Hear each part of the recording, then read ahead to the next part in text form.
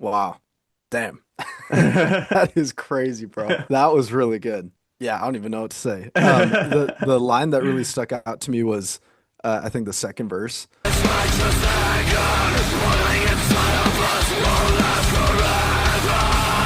Like this urge to know that change is needed. It won't last forever. It's Hmm. like if you just don't do anything about it, like that feeling will just go away and you kind of become complicit. This is Off Track Podcast. Where each episode, one brother presents a project to be reviewed by the other. Welcome to season 2, episode 3 of Off Track Podcast. Each episode, one of us brothers will bring a project that we love for the other one to hear for the first time. We're both hip hop heads, both bring projects from different genres, and we'll try to include some more well known stuff, obscure projects, and a little bit of everything in between. Today, I'm going to be bringing Parker a metal album. I've been meaning to bring a metal album for a little while now. Oh, yeah. So I'm excited. I'm going to be showing Parker the album L'Enfant Sauvage. Not sure if I'm pronouncing that perfectly or not, by the band I don't Gojira. either. So, I'm excited to dive into it, but first, let's go ahead and do a little catch up. Parker, what have you been up to? What have you been listening to? yeah, I've just been working kind of same stuff as last time. You guys came in town for a few days, which was super fun, as well as That was Luke and fun. Rebecca. So we had all the siblings home for what was that, over Memorial Day weekend, I think. Yeah. Other than that, yeah, I've just been doing some school stuff. I had like an open house for my PT program that I'm starting. So it was cool to get to meet like some of my cohort classmates. Yeah, just getting ready for school. As far as what I've been listening to here, you texted me and Josh about that album that Jaw Talks Music, the Instagram page, posted about, which was Yeah. really, really good. Ego Yeah. Trip Yeah. by Yeah. Yeah. John Michael and Anthony James. That was really good. Both of them like had less than 50,000 monthly listeners on Spotify. This account, if you guys don't follow him on Instagram, it's called Ja Talks Music, Yeah. JAH Talks Music. And he put us onto him, onto the two of them. And it was actually a fantastic album. Yeah, that's one of my favorite music pages on Instagram. Oh, He yeah. he puts out some really good stuff. I went back and listened through like several Rhapsody albums. Nice. She's so good, especially her album Eve. It's one of her newer ones, like 2019 or 2020, I want to say. Really, really good album. And I think that's the album like every song is the title or is the like first name of some influential black woman, and Yeah. it's just a really cool album. Oh, the other one well, a couple other ones. Kali Uchis. I've been listening to her new album a ton. The album that Kendrick shouted out Oh, I still from haven't listened to from it. one of his features, Lefty Gunplay. Can't Get Right by Lefty Gunplay was a great hip hop album. Okay. He's still pretty underground, but Kendrick gave him that cosign and was shouting him out on like social media and stuff. So go give that one a listen.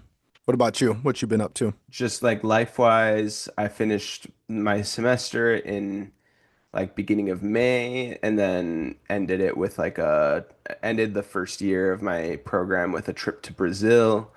So that was fun. Yeah, that looks super dope. And then I've just been interning with a startup for the past couple of weeks. So that's been fun. And then yeah, like you said, we saw each other in Michigan for Memorial Day, so that was great. Yeah, that's pretty much it.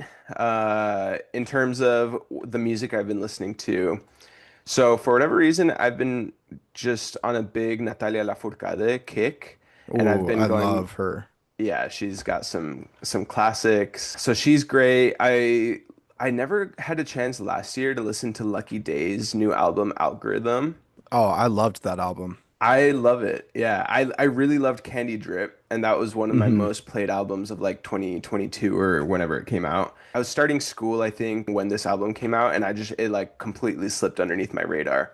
Yeah, I So, think it was like end of the summer last year. That was one of my favorite R&B albums that came out last year. yeah, yeah. So that's been great. I've also been listening to Kali's new album. I think I've mentioned this to you multiple times now, but I've just been loving Magdalena Bay. So I just am still listening to all of their stuff. Lastly, Sufjan Stevens. For whatever reason, I've been on a Sufjan Stevens kick. So I've been listening Getting to back to your roots, your Michigan Michigan. roots. Yeah. And obviously a lot of Gojira and getting ready for this. So I'm excited to Yeah, me too. introduce you. But before like diving into the album, I wanted to do just like a quick background on metal music. I've listened to like most of the classics. Like, I've Yeah. listened to some like Black Sabbath and Judas Priest. But other than that, there's a few hard metal songs on my gym playlist that just get me going. But Yeah. other than that, Yeah, not yeah, yeah. not listening to it too much. Cool. Yeah, I kind of figured that's probably where like the average person is. I wanted to do a little bit of a teaser to show some of the progression of metal throughout history, just both to warm up our ears and also just to show what leads to Gojira. Obviously, rock music has always been a little bit about rebellion. And so beginning in like the late 60s and early 70s, a movement of bands that like ended up being labeled metal started taking that rebellion to more of like an extreme, really about like rejecting traditional societal norms. In our episode that we did about the Marshall Mathers LP, he was kind of responding to like the parents were being all scared that the music was going to corrupt society and their children or whatever. Like it Right. was a very similar time period. Parents were being worried about like what rock music was going to do to their kids. And so Yeah. this movement was almost a response to some of those things. But it was also like a genuine expression of like a lot of the anger, dark feelings, like the wanting to reject kind of like mainstream society. There was this quote from a book called Major Labels that I love. It goes through like the history of a lot of different genres. I actually got you a I'm getting copy. there. I was gonna say I'm getting there. The author Kalefa Sane, he said, the musicians sometimes compared themselves to horror movie directors, intent on giving the audience a great show and maybe a good fright. But I wanted to give you some quick sound bites to kind of like warm you up with some stuff you've probably heard before, I'm guessing. Like probably one or two things in there that you haven't heard. It started with bands like Black Sabbath, Judas Priest, started making music that was like a little heavier, leaned into power chords, like riffs. Let's go ahead and listen to a little piece of War Pigs slash Luke's Wall by Black Sabbath. Sweet. Generals gathered in their masses. Oh yeah, I know this one. Just like witches at black masses. Evil Yeah. minds Okay. that It sounds sick. plot There began being an element of like either talking about like evil or like sometimes Satanism or things like that. Yeah. But at this early stage, like it was honestly mostly for like effect and for like metaphor. And in this case, like this is an anti-war song, and he's using these like very dark kind of like analogies. Continued developing and got progressively like harder and more intense. And another quote from that Major Labels book that I thought was good was from its earliest days, heavy metal was superlative music with bands competing to be the most extreme. There's this kind of natural progression. In like the 70s, there was a movement called the New Wave of British Heavy Metal that included bands like Iron Maiden and Motorhead. Probably this next one is something you will have heard as well. run to the hills. Run for your lives. Nice.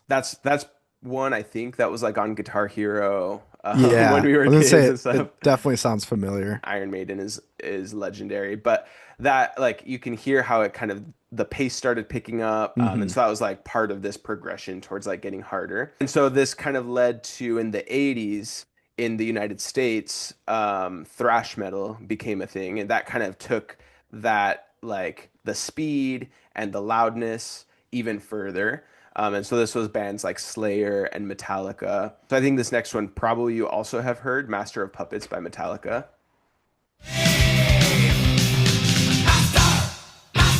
Oh yeah. That's a classic. Yeah. Lastly, like moving into the 90s, a bunch of different like subgenres that started branching out. I'm just going to talk about two quick subgenres that inspired Gojira, the band that we're going to listen to.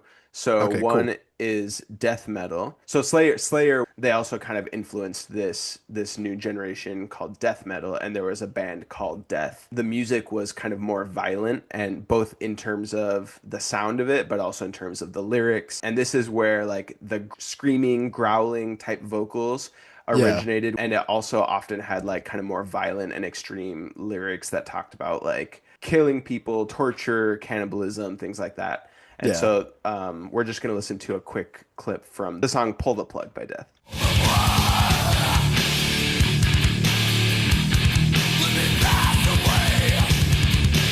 Oh yeah. Okay.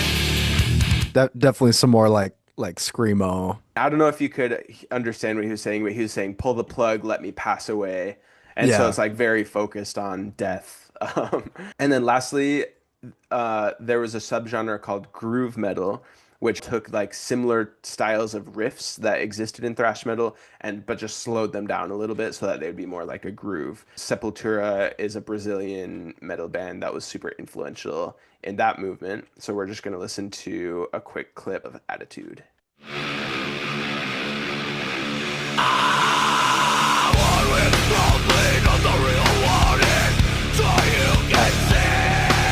Nice. Okay, so you can see like that the riffs are still there. It's a little bit slower tempo than like the Master of Puppets that we were listening to. Right. So that kind of brings us to Gojira, and they have been classified as like technical death metal, prog metal. Sometimes they've been described as groove metal. So they kind of like they take all of these influences, blend them together, and kind of have their own style. The band started in the mid 90s in France, and it started with two brothers, Joe and Mario Duplantier.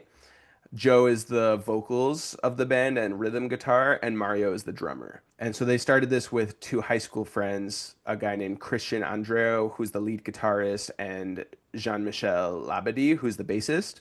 The band started out named as Godzilla. Epic. That's Yeah. awesome. They talked about it as like wanting to be a symbol of devastating power, but they Nice. had to change the name because of copyright issues. Classic.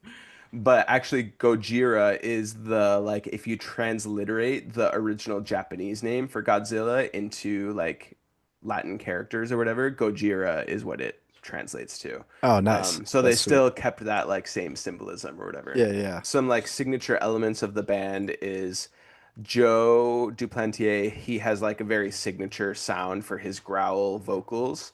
Okay. His brother Mario is like an incredible drummer, so they're very known for like just like the very technical, very precise drumming. They have this signature sound that is like a pick scrape, where Yeah, like yeah. you scrape a pick along the length of a guitar string, And it makes this like scratchy especially with sound. like when you add effects onto it and everything, like distortion. Lastly, like a really signature aspect of their band is that their lyrics are often focused more on like spiritual, philosophical, and environmental themes, and so it's less so of an emphasis on like murder and violence as like some earlier death metal bands. Gotcha. This is Gojira's fifth studio album. It came out in 2012. The only context I'll give is like on the title of the album. So L'Enfant Sauvage, it means like the wild child. That name is like comes from a movie that was about a true story of like essentially like a feral child that somehow like was never raised by humans and just like grew up in the wilderness. The wild child. The French Mowgli. Yeah, exactly. Okay, cool. And yeah, the album covers like a human outline with like this plant in the middle and light coming out of it. And you can see like almost like a little bit of a skyline behind this. Yeah, yeah, there's like a city behind him. Uh-huh. Okay, cool. We got so 11 songs, 52 minutes. Should we get into it here? Let's get into it. Sweet. Let's start. Track number 1 is titled Explosia.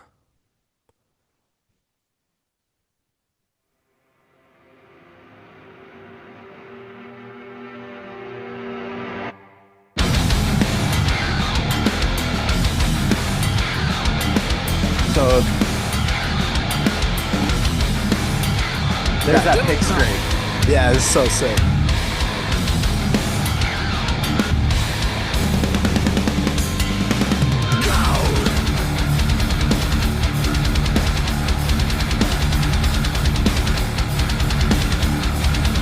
Dang, the rhythm of this is really cool. Yeah.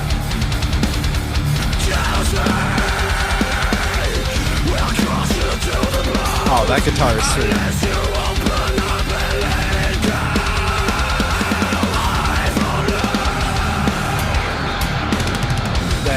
Okay. I love this like Okay, yeah, bringing right. back the intro as a transition. Yeah, okay, right off the bat, this is really cool. This crazy like polyrhythm, like the guitar riff is off of the main drums that's going on in the background. Yeah. And then as it transitions, it like does a really cool like transition where they match up for a second and then transition back into this little chorus thing. That was Yeah. really cool. It's no, the rhythmic stuff they do is so awesome. So there'll be really cool stuff like throughout the entire album. Sick. Yeah, so far love it. This is sick.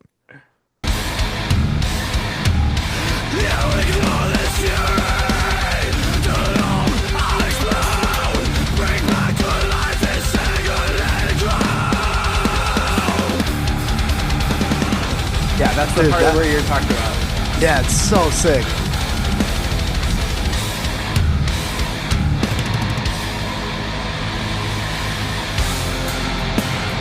Oh, now it goes into double time. Oh my gosh, yeah. A little like stutter. That's so sick.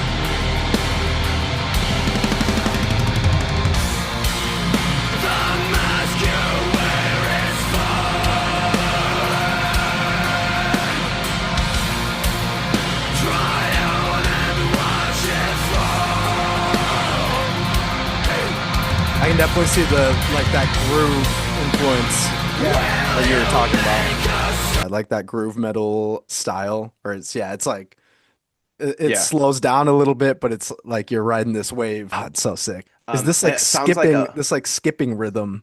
oh yeah, that's what you're talking about. Like it's like a stutter hi-hat type thing. Yeah, but Um, and it like skips and goes several times until it matches up perfectly with the rhythm of the guitars and the rest of the music. yeah. Oh, it's so sick. No, I think there's a good chunk of like hip hop heads that end up getting into metal. And I think a lot of it is because like if you're into like production and like rhythm, metal is a It's great genre for that. I will say like this final part, it yeah. starts with this transition that almost sounds like a Western music, like Western movie music. Mm. Oh, this is where the Oh, this I is thought we had I already I thought we had already passed this. I see what you're saying though.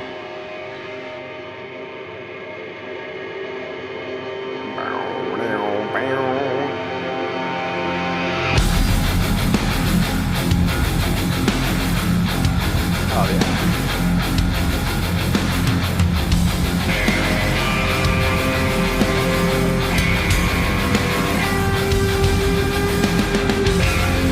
This is a sick way to end the song. Yeah.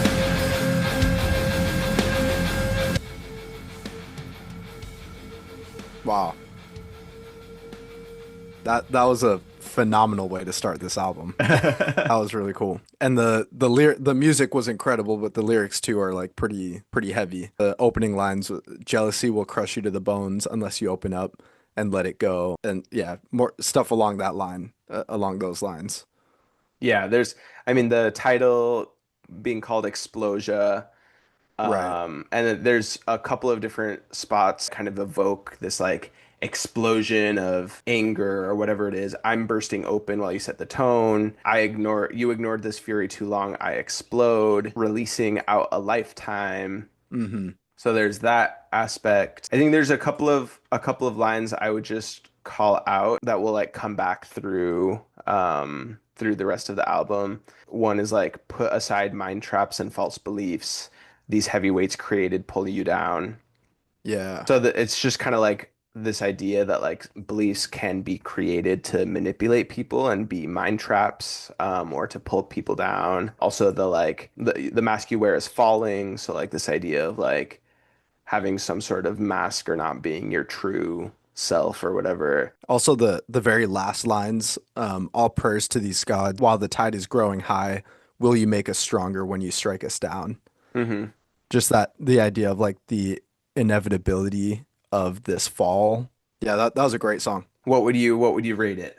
Honestly, that was like phenomenal there. That one's for sure going on the playlist already. I know. Yeah. I'd give that probably like 9.5 out of 10. Hell yeah. That was just a great way to start this album. Cool. Track number two. Let's see, is this the title track? Yeah. Yep. How do you pronounce this? L'Enfant Sauvage? Yeah, I think you did a good job. Sure.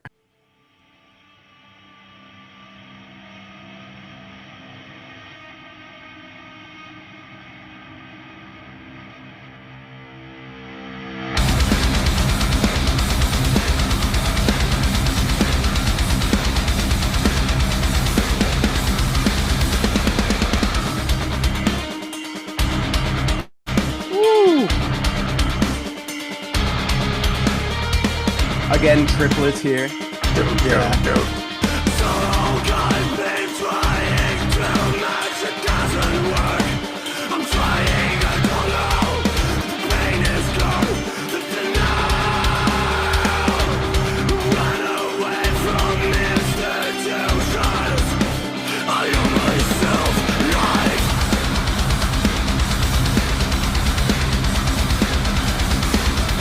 That drumming is insane. Yeah, That is really, really good. I love that guitar. The Yeah, it's so sweet. That's really, really cool.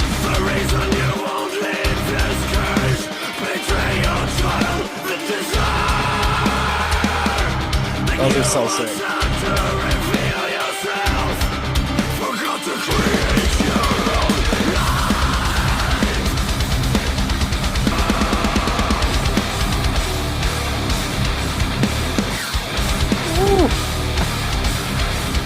Yeah. Oh, that's so sick.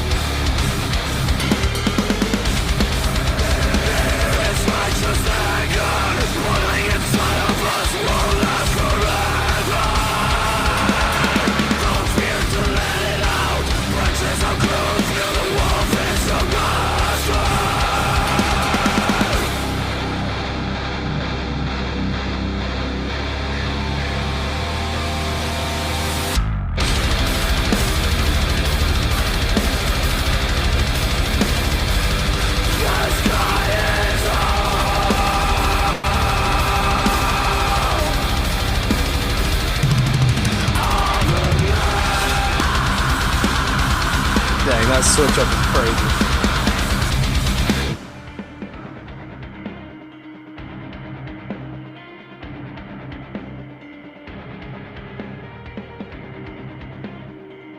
Dang. I would love to see that live because those are some crazy, crazy rhythms that drummer's going with. yeah, And it just fades out. Wow. Damn. That is crazy, bro. That was really good. Yeah, I don't even know what to say. The line that really stuck out to me was I think the second verse. It starts the righteous anger boiling inside of us won't last forever. Don't fear to let it out. To me, it kind of like sums up this song, like this urge to know that change is needed. That line, just that it won't last forever, is hmm like if you just don't do anything about it, like that feeling will just go away, and you kind of become complicit with whatever you think is, wrong with the world or society or whatever. hmm Like if you just let that linger, then it'll just stay what it is, and that's that. Yep. That's crazy. That is a good song. Yeah, a few things I will mention. I think that's a really great insight from that verse. Like going back to the title of this song and like referring to a child that has like grown up outside of the realm of like society, the aberration of this world. I ran away from institutions. And I think to a certain extent, it's painting that the state of being a wild child as like a good thing. I owe myself life. It's really interesting. I think the second verse where they say, "There is light in this world I fight for," which kind of gives like some sort of hope a little bit to what you were saying earlier of like there is a way to like make it change. Then he says, "The reason you won't leave this cage, betray your child, the desire that you once had to reveal yourself, forgot to create your own life." And so it's almost Yeah. like painting a picture of like people who betray their own like inner child or their own nature to just like conform to the structures of society. hmm And we forget to create our own life and we just kind of go along with the way it always has been without like you're saying, like without letting that righteous anger like create some sort of change. Yeah. Um, And contrasting that with the first verse of I owe myself life is a cool, yeah, the contrast between the two. yeah. I don't know about you, when I hear the like the main it like makes me think of like a chase scene in a movie. I know actually like the beginning of the movie that this track is titled after starts with like the discovery of this child who had been living in the woods, Okay. and the child like ran away from everyone and they had to ba essentially like hunt him down. Makes me think of like a chase in the woods. Yeah, that definitely sounds like that. Ba-da-ba-ba-da-ba-ba-da. Yeah. That's It's really so cool. so cool. Yeah. What do you rate Yeah. it? Yeah. Another great song. I'd probably go like 9 out of 10 on that one. Another just, yeah, that was a great song. Cool. Track number three Hmm. is titled The Axe.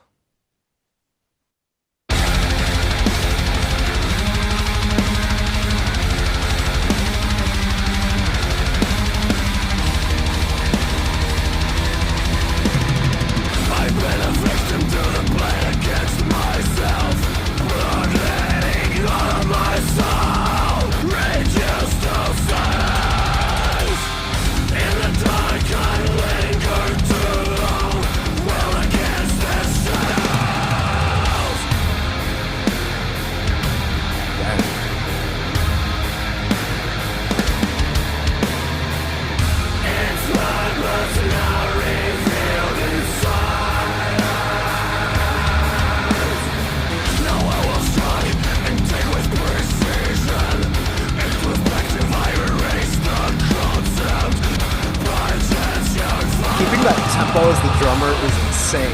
Yeah. He's constantly switching between 16th notes and 8th notes. Yeah. and then go on halftime. It's crazy.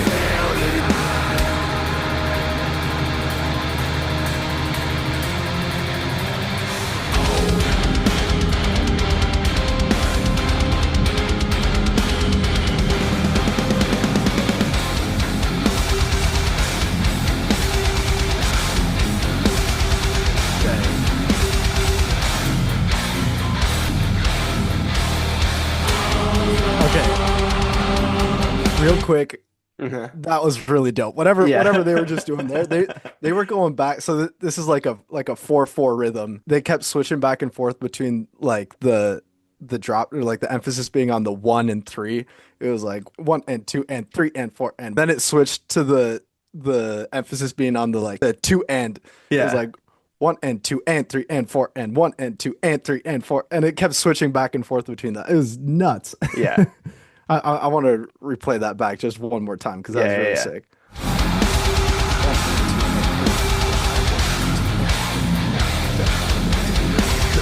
Yep. Oh my God. That's crazy.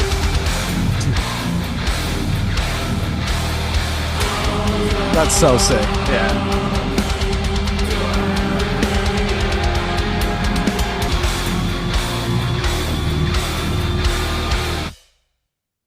Wow. So cool. That's crazy. That is really, really cool. Amazing. Amazing. This is so sick. I love this album already. Yeah, that like just the relationship between the guitar and the drums is so cool. I feel Yeah. like that they play off of each other so well. Yeah. And are able to find like these sick, I don't know, sick little pockets where they're doing their own thing individually and then they come in together and just Yeah. kill it. Yeah, that's really, really impressive. And then the lyrics are crazy on here. This sharpened axe, beam of light, I reach for, I master, wield thee against the shadows. Its purpose now revealed in silence. Yeah, this is a crazy song. Yeah. It's like painting a picture of like you're fighting your inner demons with this Hmm. axe, right? And like I will strike and dig with precision, introspective eye, and then ultimately like you win. All boundaries are illusion when you reach the center light and reinforce the striking power. And then at the end, all ghosts dwelling inside of me, I see them all release their shadow. So it's kind of like finding the whatever is inside of yourself. I mean, I talked about at the beginning, like it was some pretty dark. like beginning of the song. Like I've been a victim to the blade against myself, bloodletting all of my soul, Yeah. reduced to silence in the dark. I've lingered too long. So whatever those demons are, like it's a song about like going within yourself, finding that center light, and like rooting out the demons, finding the parts of yourself that you want to change, and like finding power in that. So Yeah. it's like a pretty powerful song lyrically. Yeah. Yeah, that was crazy. That was really sick. One thing, like right before the final couple of lines, when he starts singing, I should have when we paused and you were talking about the rhythm, I should have mentioned that this was going to be coming up. But Oh, right before he says, "All ghosts dwelling inside in the heart, I see them all release their shadow," you can hear some like screaming that has been layered into like the background of the track. And so okay. it's almost like you can hear like those inner demons being like, Being let out. yeah, being let out. So it's pretty cool. That's sick. Yeah, that was a crazy song. That's another one. I mean, I'll probably give it like Yeah. 9 out of 10. Like these have all been so good so far. Yeah. Cool. Next track here, number 4 is titled Liquid Fire.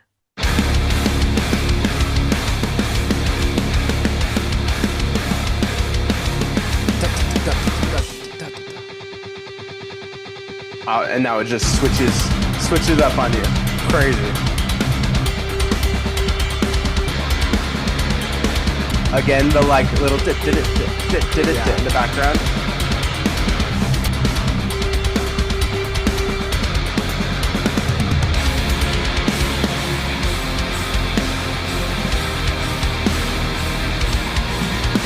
And what we were just listening to, there was like you could hear the hi-hats just being hit on straight beats. And then at the Yeah. same time you have the kick drum, kick and probably tom drum or something, going do do do do over top this so you have the like Yeah. contrast of the straight beat and the triplets, and that kind of slowed down from the previous section, and it just like creates this like floaty suspension feeling. I love it, and I think they like use the contrast so well. Yeah. Yeah, that was really cool. Ejected from the road, unrestrained, I'm catching the wind. I've ventured further out on the edge of the glacier. This is how we talk to the world. Your liquid fire running through our veins. It's like a little robotic. Yeah. This is the fiction we live now. The meaning of this life, we've been marching till the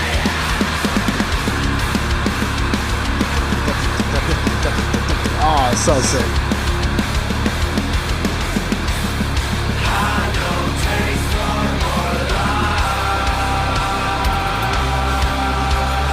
I love the harmony in here. Yeah, that's so sick.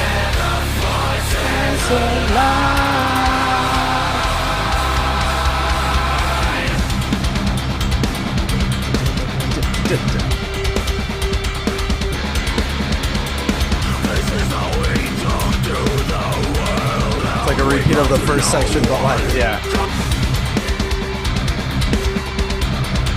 that constant back and forth from the drums and guitar. So Yeah. sick. That was sweet. That was crazy. The middle section was definitely, I think, my favorite part. The whole song was good, but I really like that middle section. Their transitions are so cool. That switch up was crazy. It was interesting. Yeah, like what they were doing with like the kind of robotic voice. It was like every other line they were doing like the regular lines and then like the response with this different voice that they were doing. Like it wasn't my favorite necessarily, but I can see like the I don't know what role it played in the song. It's still a really good song, probably so far my least favorite one. I agree. I'd probably give it like a like 7.5 or 8 out of 10. Cool. If the beginning and last sections were a little bit different, or if it was just like a full song of the middle section, arguably could have been my favorite song on the album because I loved Yeah. that middle section. I thought it was really sick. But Yeah. The only thing I'll say like lyrically on this is I it kind of just gives me a feeling like that Liquid Fire is like the essence that is in each of us. There's a line where they say like infinite power lies all around us and in the heart. So to me, like contrasting this with the previous song, The Axe, where he's talking about like fighting his inner demons, this almost feels like once you've gotten rid of those inner demons, like this is the liquid fire that's in your veins is like what's left, and that's like the true essence. I don't know. Right. That's And my interpretation, but yeah, and right at the beginning there's a line, something like I ventured far out from the edge of the glacier. He starts talking about the liquid fire. So I don't know if sounds like maybe he's referring to like the what was his line from the other songs that he was running away from the institutions or hmm something. I don't know if that's like the idea that those institutions try to like suppress that fire, hmm and he went far out from the glacier that's going to suppress that fire and try, let let that fire let that fire shine. Inspirational. Cool. Yeah, that was a good one. Track number 5 is titled The Wild Healer. Whoa. Okay, very different than what we've heard so far. Yeah.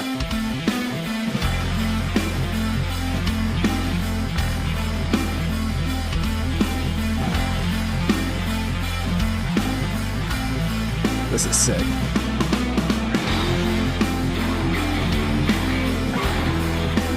Ooh-wee. Oh, this is so sick. This is Just a beautiful. groove. Yeah. Yeah.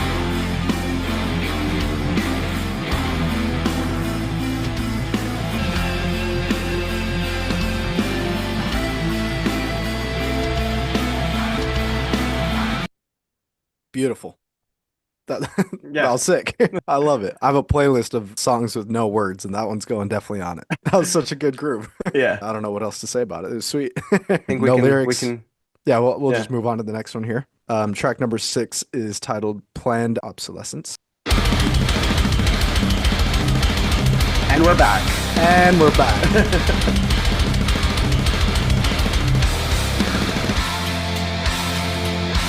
Someone's going crazy on the cowbell. Yeah.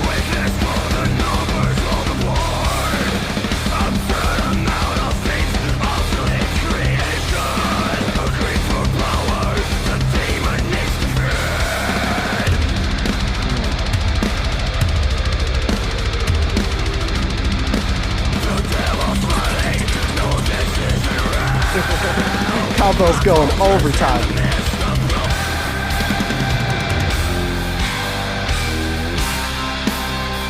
There's also like a Western feeling Yeah, I was thinking the chord same thing. progression. Bow, bow, bow, now.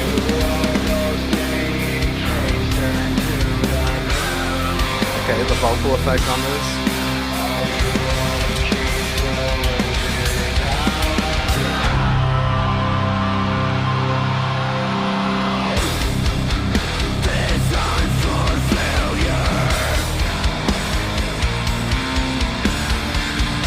Oh, that's sick.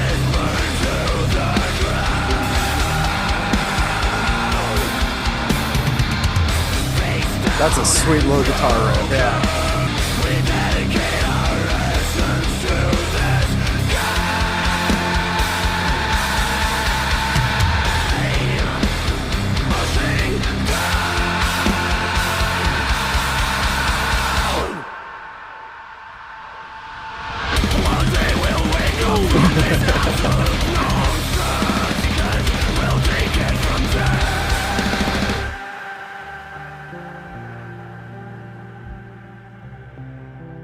Conscious awakened will take it from here, and then Yeah.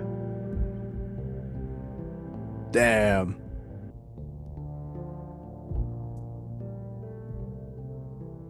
Wow.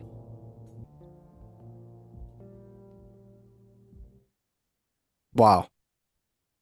That Crazy way to end the song.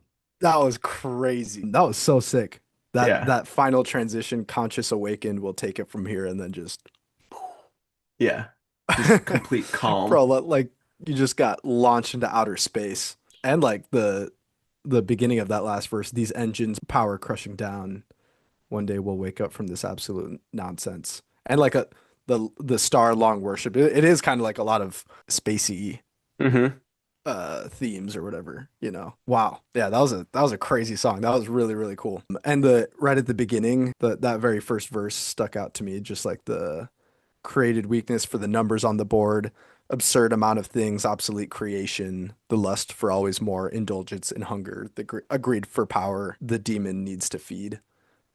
Just that like materialistic mindset of like always wanting more and needing to exploit in Mm-hmm. order to get more, whether it's people or, other stuff. Nature. And yeah, and the idea that that comes back to feeding those inner demons that this album's talking about, like trying to get rid of. Mm-hmm. So crazy, really Yeah. thematically really cool in this album, and the music was nuts. That was really really cool. That was one of my favorite ones I think so far. Yeah. Yeah, this one is dope. One thing I that is also cool to me in the second verse, he says, "From cradle you've been taught how to rule and conquer. The devil's smiling, no, this isn't real. Black vultures in the mist approaching, now closer. The end is coming, we'll take it from there." And it's kind of like continuing the like what is it called, like impersonation or something of capitalism, as like I think this visual, black vultures in the mist approaching, is like so sinister but like so vivid and such a like cool image. It's just like a way of describing like how sinister this system is. The devil smiling, no, this isn't real. Like no, we're just like making up stuff to sell or whatever at this point. Yeah, that was amazing. I think I'd probably give that like a 9 out of 10, 9.5 out of 10. That was really really good. Just the way that it ends, it gives me a sense of like when you say like conscious awakened, we'll take it from there. It's like we've won, but the contrast between the like heavy music that came before and then just like the peaceful, it's like the dust settling after this like big conflict, and it's like ultimately we might have prevailed, but like it took so much to get there. That was really sick. Okay, track number 7 is titled Mouth of Kala. So the word kala is a word from Sanskrit, Mm, and it means time, or it can also be used to refer to death, destiny, or fate. And it's also another name for the Hindu god Yama, who is the god of death, time, and destruction. okay, These concepts are all kind of related with that word. good to know, good to know. Mouth of Kala then.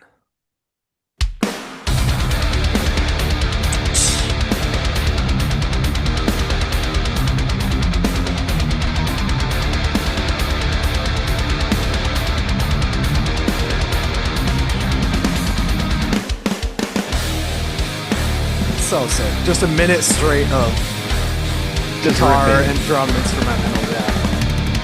There's a river of time, everything changing over and over.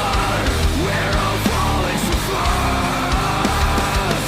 Keep on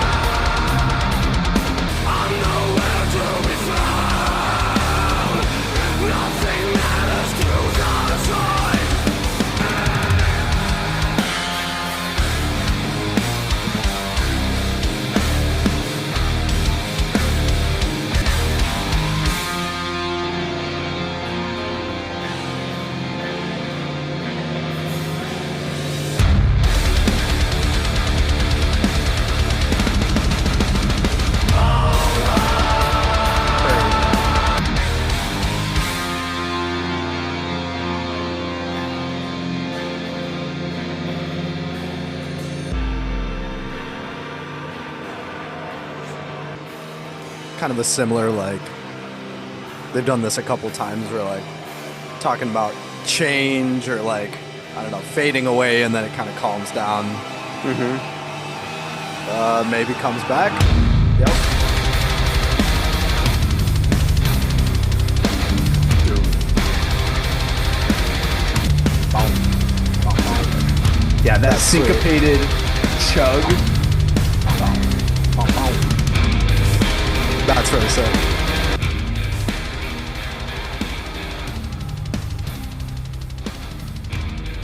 I don't know what is on that drum that makes it has like a pattering sound at the end like that. I don't know. It doesn't sound like a Yeah. normal snare or something. Yeah, that was crazy. So Mouth of Kala, I was in the beginning trying to follow along and trying to understand. It's a good thing I had the lyrics pulled up because for probably about half of that song, I would not have been able to tell what he was saying. Everything changing over and over. We're falling so fast. Bomb burning. The old me didn't survive. Yeah, it was crazy. I was trying to follow along. I don't think I was like catching everything. But then, yeah, like they do that transition again where everything kind of like drops out and fades out into this like just sounds like that transfiguration that they're talking about. Hmm. And then in this song, at least, it fades back into that, those crazy guitar and drum riffs at the end. Yeah.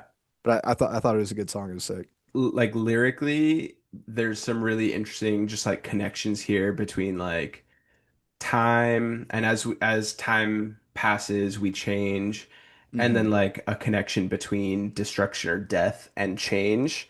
And like he says, like the old me didn't survive. Yeah, There's yeah, something yeah. at war. And so like sometimes that change does happen through like a more feels like an inner conflict or something, something at war. Right. So in the air I dissolve, I'm fading away to me makes me think of like as you change, the old you is fading away or the old you is dying. And then what you talked about, like how it goes into this more calm section before going back to the like more heavy sound. To me, it Hmm. kind of makes me think of like the cyclical nature of this, that like we change, we transfigure, we become something new, and then the process happens all over again where we change again and decide what we want to be next. I thought musically this was a little bit less interesting than some of the other songs we've listened to before this, but Yeah. lyrically there's a lot of really like interesting concepts being talked about. Yeah. Yeah. I would agree with you. Yeah, I'd probably give it like a 7.5 out of 7 or 7.5 out of 7. Yep. So like 7.5 out of 10. Wasn't my favorite one, but could definitely grow on me the more I listen to it. So track number 8 is titled "The Gift of Guilt."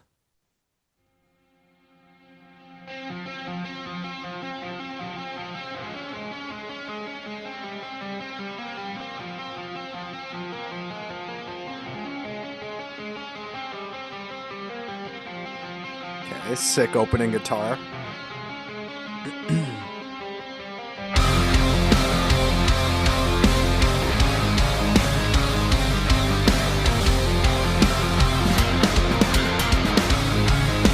So cool. I love how the second guitar comes in and just plays the exact same thing. Yeah. Just adds a cool layer to this.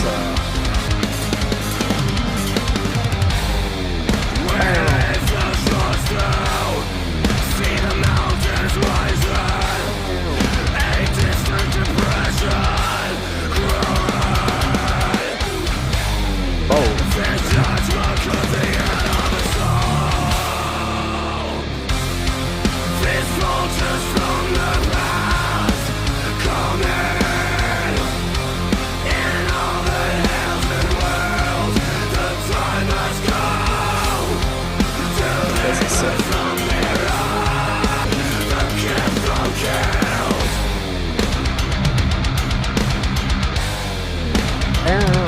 I love that. That's sweet.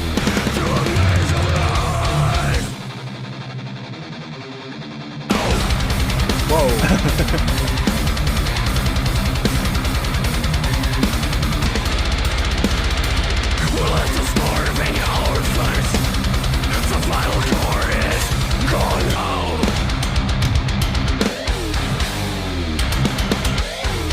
Woo! So sick.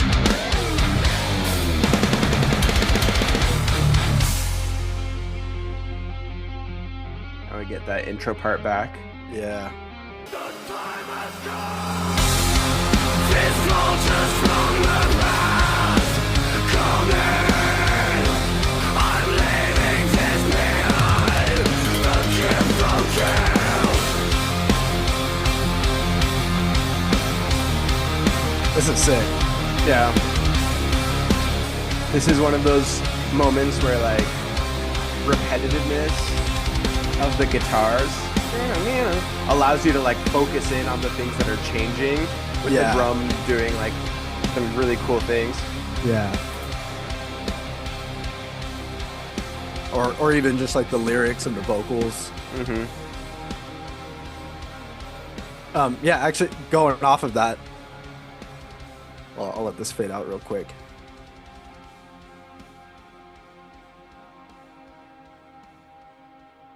Beautiful. Yeah, going off of that, I think too the repetitiveness of the guitar, just the thought came to my mind. I'm like, I don't think people appreciate, and I don't fully appreciate how hard it is to do vocally what this guy is doing, or like what like singers of metal music do. Like Mm-hmm. that that is nuts what he's doing with his voice. And this song specifically stuck out to me with that. And maybe it was because of the guitar was like just that repeated riff, and so it's easier to focus in on the other elements of the song. Dude's got some pipes. The lyrics of the song, so the gift of guilt, he's talking about like he's the very last lines, I'm leaving this behind, the gift of guilt. The gift of guilt, like that's what has allowed him to make this change and leave it behind. What was the guilt that, he feels, I think. Yeah, it's interesting. Like this song almost portrays guilt as like both a gift and a curse. Right. Um, Obviously the title of it is a gift. And like you said, it can be a gift because it can like prompt us to identify ways that we want to like become better or be different Hmm. than we are. But at the same time, he talks about like devastating power and the power that guilt can have to like start a cycle of like self-blame that is ultimately just not productive for anyone. He talks about like building connective tissue to a maze of lies and how sometimes guilt can be like not based in reality, or we can feel guilty for things that aren't what we've done. So it's like it's a very interesting kind of like exploration of like different ways we can view guilt. And I think Hmm. the last song, the last lyrics, I'm leaving this behind, the gift of guilt. It's a little open to interpretation in my mind that Yeah. he's either like shedding it, like leaving it behind and like getting rid of the old guilt, whether that's by changing whatever he wants to change so that he doesn't have to feel guilty, or by like kind of doing the introspection to realize like what it is that he should or like doesn't need to be guilty of, Hmm. or to feel guilty of. Or there's also like I'm leaving behind a gift of guilt. In other words, like you pass on your guilt to other people in a certain way, and it's like Mm. like can be multi-generational. Right. So anyways, I think that is an interesting kind of like level of ambiguity about what that means. Yeah. Yeah, that is really interesting. Keeps repeating too the line, in all the hells and worlds the time has come. And Hmm. that's repeated like several times. That Yeah. and these vultures from the past coming, which was a similar line in a previous song, carrying over that same motif. Yeah, yeah. So that yeah, that was the personification of capitalism as these like Hmm. vultures emerging out of the mist or whatever. Right. So I think that's interesting. So actually one quote I want to bring in here, the drummer Mario Duplantier, he gave an interview where he said, "The gift of guilt speaks about guilt transmitted from generation to generation. The question is, how do you stay free from past demons? You are born and grow up with a lot of things or feelings transmitted from your parents that belongs to them." So anyway, I think that's a good call out, like that motif that the vultures from that previous song, that in that song it like represented kind of capitalism or the greedy people that are like creating this system so that they can enrich themselves off of it. I think that kind of can play here as like all of the people who have done the things that have made the world what it is today, those vultures from the past come and like instill some sense of guilt or responsibility to people that are alive today. Mm, And how do we either realize like we should shed ourselves from any like generational guilt, generational trauma, but also what are the things that we want to change about that system that we've inherited. right. So, anyways, pretty interesting Crazy. connection. Bathroom break real fast. Yeah. I Because I have to feeling pee. the same thing. Okay. Because I gotta pee. All right, same here. Yeah. Crazy Good timing. timing. Dude. We must have grown up in the same house or something. Yeah, something like that. Okay, sick. I think that was a good one. I'll probably give it like an 8 out of 10, I think. Um, Also a little bit on this one was also a little bit on the simpler side as far as like the guitar and stuff, but still very good. Yeah, probably like 8.5, 8 out of 10. Um, Nice. cool. All right. Sweet. Going into the last three tracks here. Pain is a Master is track number 9.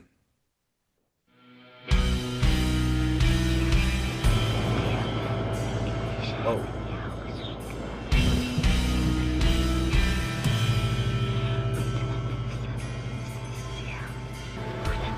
This is another like different sound that I don't know. They've incorporated a lot of different sounds. Caught you off guard. Yeah.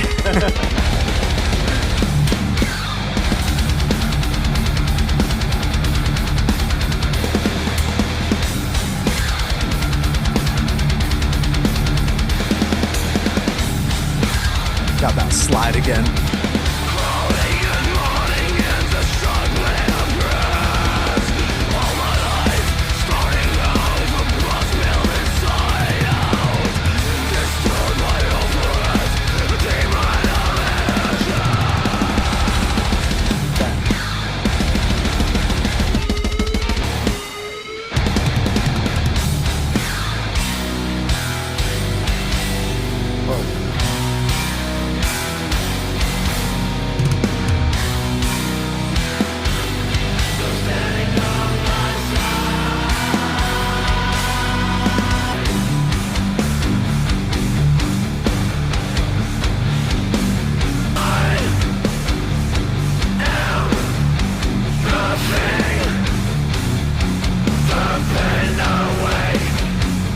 Crazy rhythm here. I know.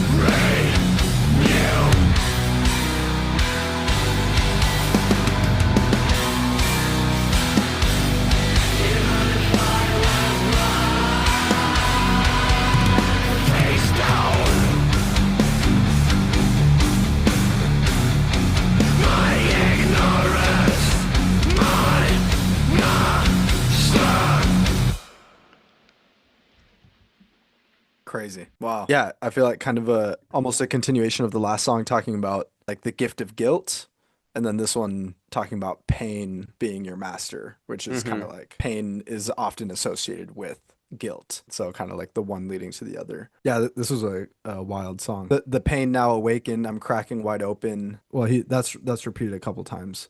But can barely recognize my body, a battlefield. So this like internal battle, he's reflecting on. Yeah, I don't really have much else to say. This one is like pretty, it's heavy and it's like dark. I think you pretty much identified like the main idea here. There's that rhythm thing that we pointed out too. Yeah. That was crazy, kind of in that middle section. Yeah, what would you rate this one? That one I'd probably give like a 7.5 out of 10. That it was a good one. For me, it's one of my either my least or maybe my second least favorite on the album. I'd probably agree with that. Sick. Track number 10 is Born in Winter. Second to last.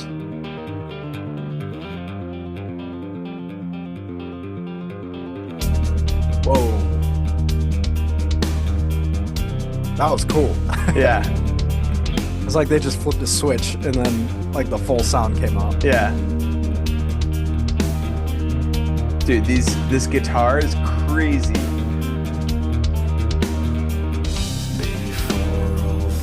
Just the speed of the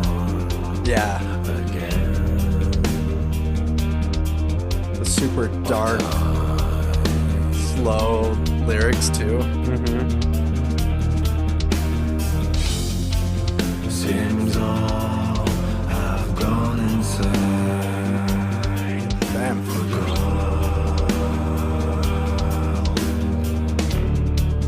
There's like a whisper scream in the background there. Yeah. Was created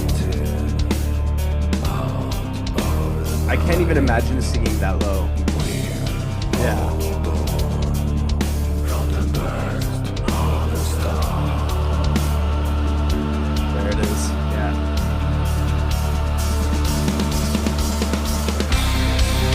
They have come to life, you realize. You find the strength to fight and stand upright.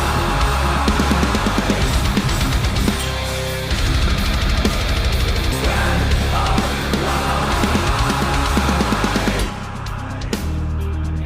upright. So sick.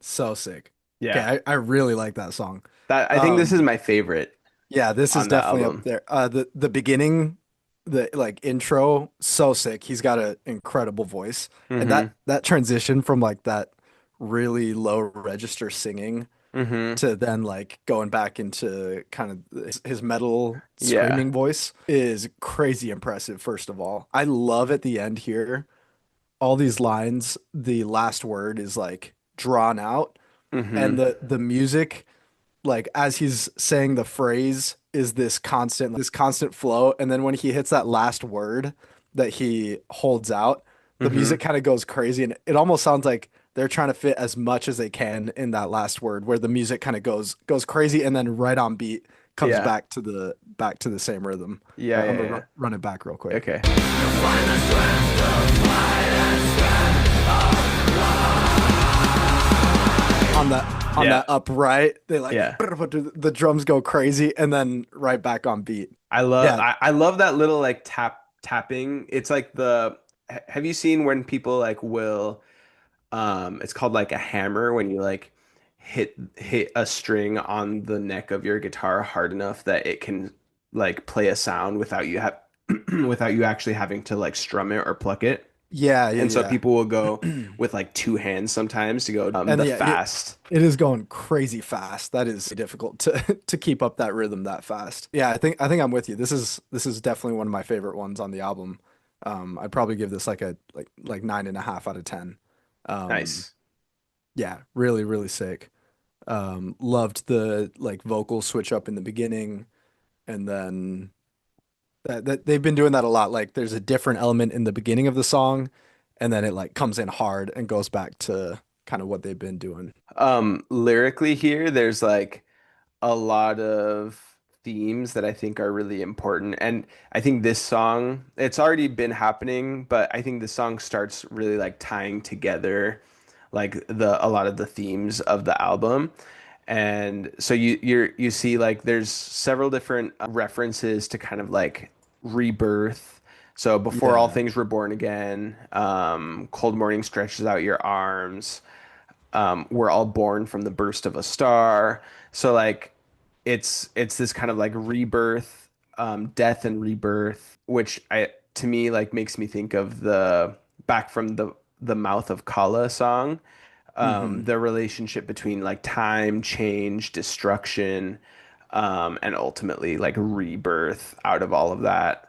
So yeah, I think it's really cool. Like just thematically, I think it makes me think a lot, and especially after having heard all of the previous songs, I think Hmm. it fits in really well. And it's I like the contrast too. There's like the line, "Cold morning stretches out your arms to the Hmm. mighty warmth of the golden sun," and then the Hmm. next line, "Seems all have gone insane for gold."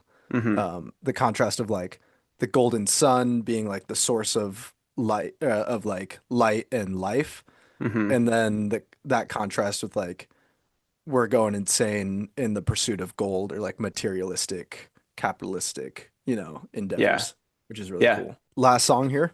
Last song. Okay, last track is titled "The Fall."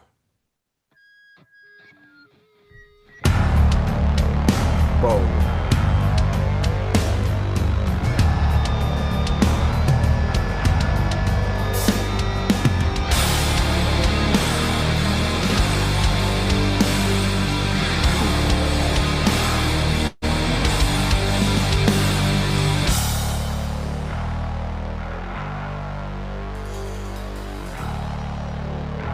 Let's see.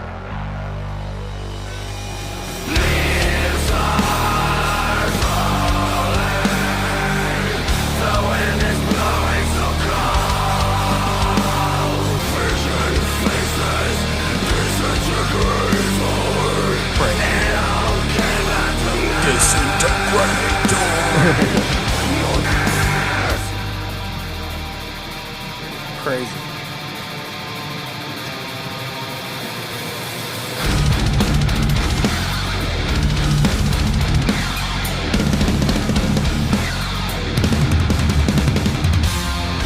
This like just to me embodies Disintegrator, the glory collapsing, like Yeah.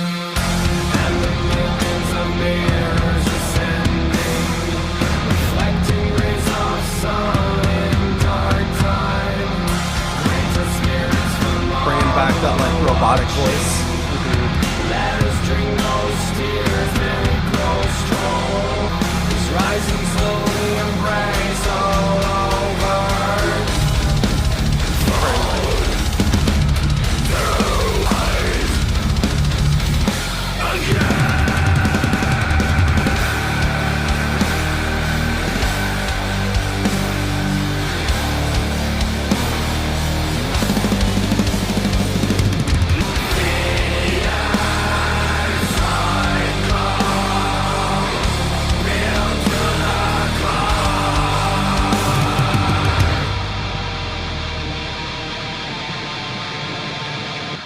Crazy.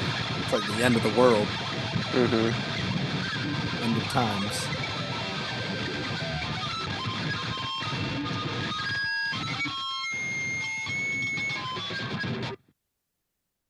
Dang. Wow. That was crazy. I was trying to follow along. It kind of seems like the different voices were like playing different characters in this song. Just the regular guy.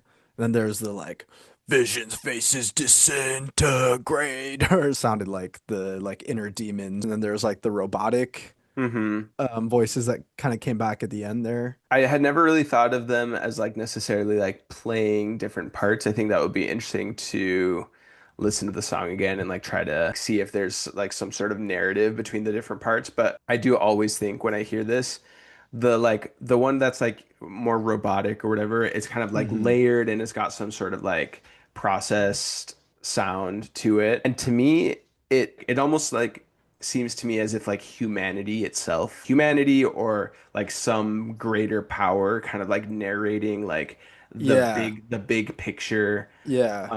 like narrative of like the world and society or whatever.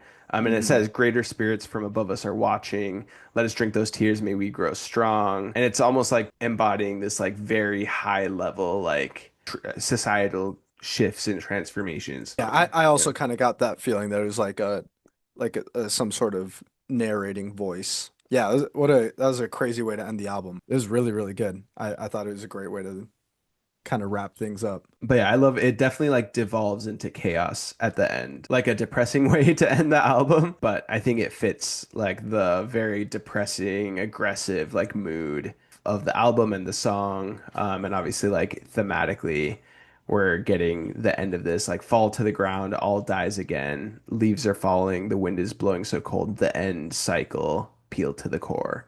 And Right. then kind of disintegrates. Yeah, like a depressing way to end all of these thoughts about like things that are wrong with society and humanity. Very good. I mentioned it earlier, but I really appreciate that like they constantly throughout the entire album brought in new elements that like I don't know switched things up and kind of piqued my interest, but then would like kind of it was like they would introduce something new and then go back to like go back to their main sound. But hmm even within that, there was a lot of variance in like the different stuff that they were doing with the rhythms and the guitar riffs and stuff.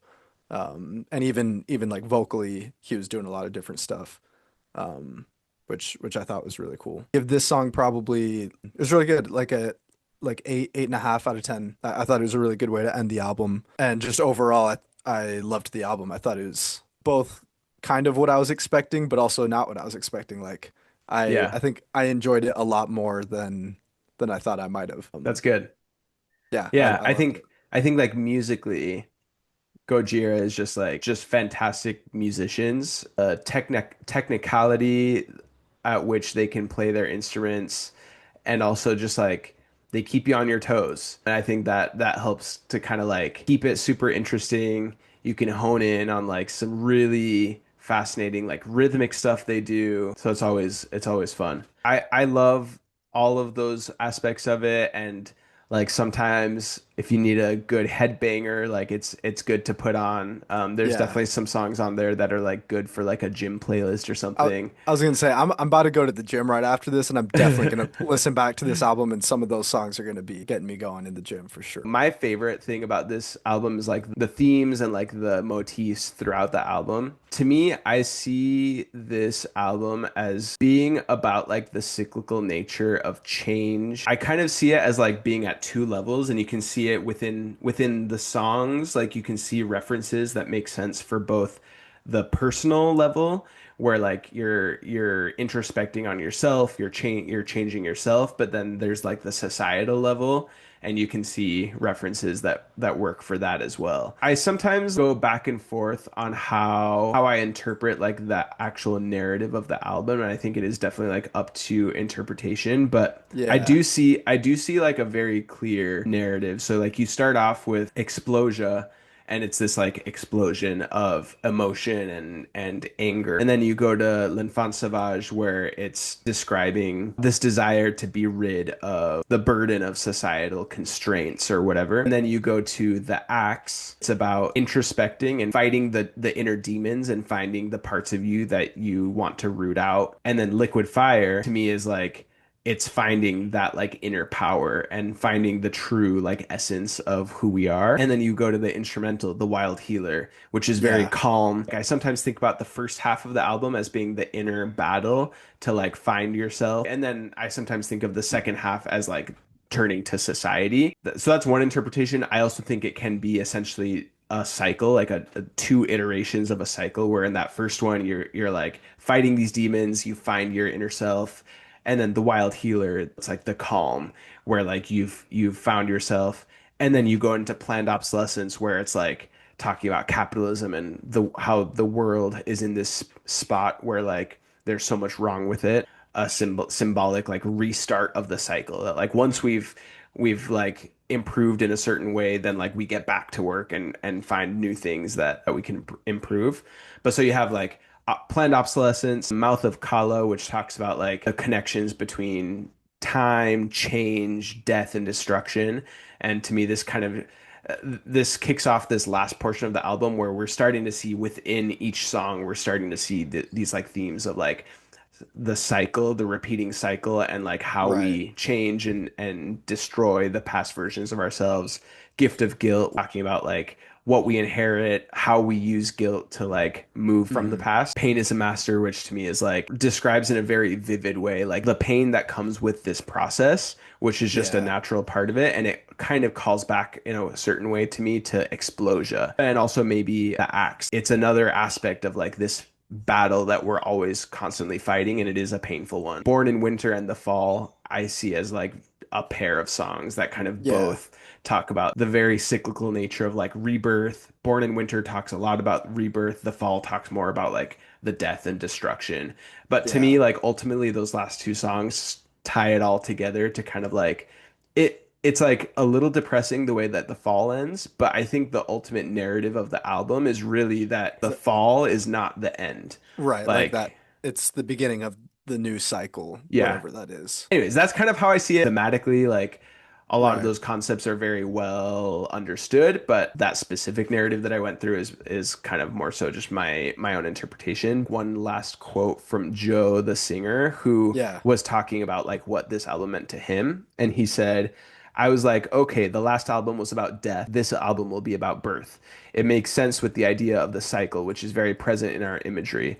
But then when we started to compose, I completely forgot about this, but it still found its way in there. Things do make sense in the end, I think. And even if you don't consciously come up with the plan, you can always see it afterwards. So I think it's an interesting example of what you and I talk about a lot in terms of interpreting music. Maybe you haven't even thought of the direction you want to go with, but like all of the experiences and background that you have and the thinking that people have done like end up finding their way into sometimes subliminal like patterns that you can Right. pick up in an album. Yeah, that's sick, dude. I love that. Yeah, I think that's a great, thematically a great breakdown of this album. Musically, I loved it. This band, these dudes are just flat out like just talented musicians. Like Yeah.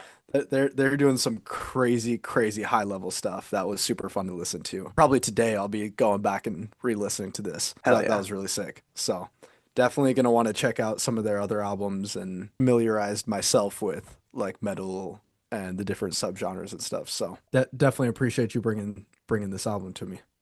Yeah. Do you have a album rating? Man, it was so good.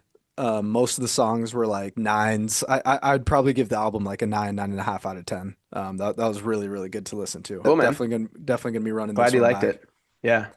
Sick. Well, that was a super fun album to listen to. I am excited for our next episode. We're gonna do another classic album review, similar to what we did with the Marshall Mathers LP. So one that we both listened to, but we want to listen to it again together. You kind of react, review it, break some stuff down. So I'm excited for that. Yeah, me too. Okay, thank you everyone for listening. We hope you enjoyed this review of L'Enfant Sauvage by Gojira. If you liked the episode, follow us on Spotify, YouTube, Instagram, TikTok, all of that good stuff at the Off Track Podcast. See you later.